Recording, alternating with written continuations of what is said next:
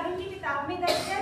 नहीं my Lord, absolutely not. यह माननीय न्यायालय स्वयं यह घोषित कर चुका है कि प्रोसीजर का अर्थ विधिक नहीं बल्कि नैतिक और संवैधानिक भी है। अब प्रश्न यह उठता है, क्या मृत्युदंड की प्रक्रिया न्यायपूर्ण है? क्या मृत्युदंड की प्रक्रिया उचित है? क्या मृत्युदंड की प्रक्रिया तर्कसंगत भी है? उत्तर स्पष्ट नहीं माय लॉर्ड। जिस प्रक्रिया में अपील ही अंतिम सीमा होती है, न्यायिक भूल की कोई वापसी नहीं होती। एक बार फांसी लगने के बाद न्याय की कोई गुंजाइश ही नहीं रह जाती। इस ऐसी प्रक्रिया को न्यायपूर्ण कैसे कहा जा सकता है? माननीय न्यायालय ने Menaka Gandhi versus union of India के केस में यह ऐतिहासिक सिद्धांत स्थापित किया कि कोई भी प्रक्रिया मनमानी, अन्यायपूर्ण या दमनकारी नहीं हो सकती। यदि राज्य को यह शक्ति दे दी जाए कि वह कानून के नाम पर जीवन ही छीन ले, तो फिर आर्टिकल 21 एक मौलिक अधिकार नहीं बल्कि राज्य की दया पर टिका हुआ एक विशेष अधिकार बनकर रह जाएगा। माय लॉर्ड, संविधान ने राज्य को शासक नहीं सेवक बनाया है और कोई भी सेवक अपने स्वामी यानी जनता का जीवन छीनने का अधिकार नहीं रखता है। अतः मैं इस माननीय न्यायालय से यह अनुरोध करती हूँ कि मृत्युदंड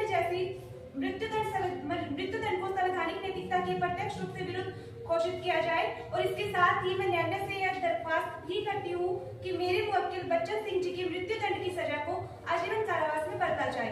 महोदय, आज दया नहीं न्याय की गुहार है, क्योंकि मेरे मुवक्किल की खामोशी ही उसकी आवाज है। धन्यवाद। Objection my Lord.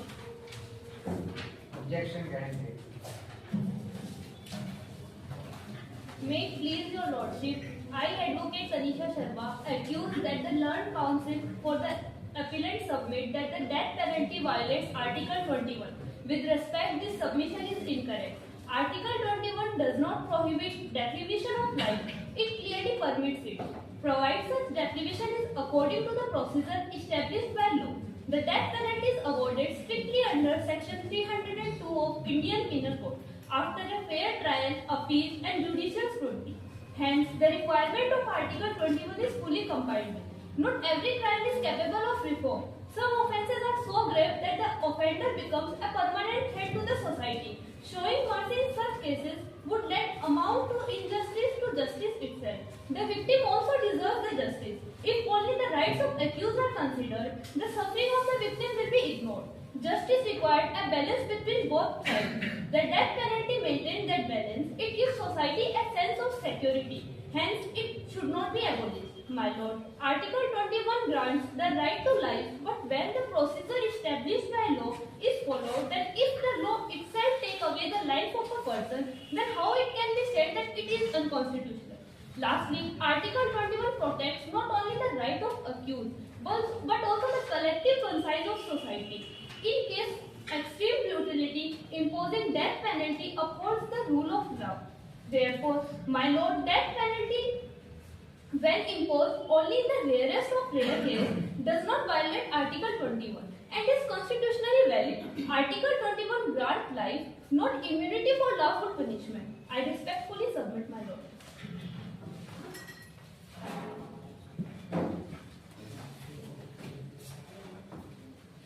माननीय न्यायाधीश महोदय, मैं एडवोकेट सीमा सोनी भारतीय दंड प्रक्रिया संहिता की धारा 302 मृत्यु या आजीवन कारावास दोनों की अनुमति देता है, लेकिन दंड प्रक्रिया संहिता की धारा 354(3) कहता है कि मृत्युदंड तभी दिया जाएगा जब विशेष कारण हो। परंतु माय लॉर्ड्स, विशेष कारण की कोई स्पष्ट परिभाषा नहीं दी गई है। जज का विवेक अभियुक्त का जीवन, जज का विवेक ही अभियुक्त का जीवन नहीं हो सकता। क्या यह स्थिति आर्टिकल 14 इक्वलिटी बिफोर लॉ का उल्लंघन नहीं है? एक ही अपराध, एक राज्य में फांसी, दूसरे राज्य में आजीवन कारावास, क्या यही समानता है माय लॉर्ड्स? Thank you.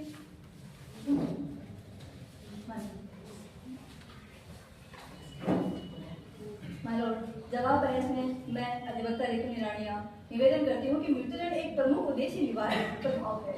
यह अन्य संभावित अपराधियों को अपराध करने से रोकता है। कानून का भय नहीं, यह न्याय है जो समाज की व्यवस्था बनाए रखता है। और यदि भय अपराध को रोकता है तो इसमें आपत्ति ही क्या है? यदि कानून किसी जघन्य स्थिति में ही कठोर न होगा तो स्वतः ही अपराधियों का मनोबल बढ़ेगा।